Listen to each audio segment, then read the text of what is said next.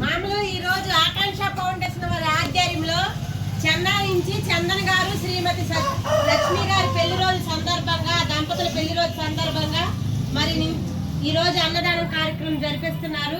చందన్ గారికి లక్ష్మి గారికి ఒకసారి పెళ్లి రోజు శుభాకాంక్షలు తెలియజేయండి.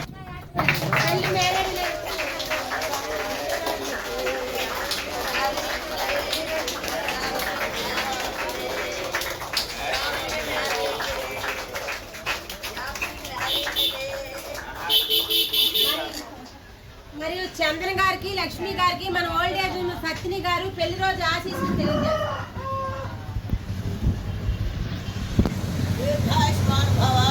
మనోవాంఛా పరిసిద్ధిరస్తు శతమానం భవతి భవతి భవతి శతమానం భవతి భవతి భవతి శతమానం భవతి భవతి భవతి ఆయుషేంద్రియే ప్రతిష్టతి.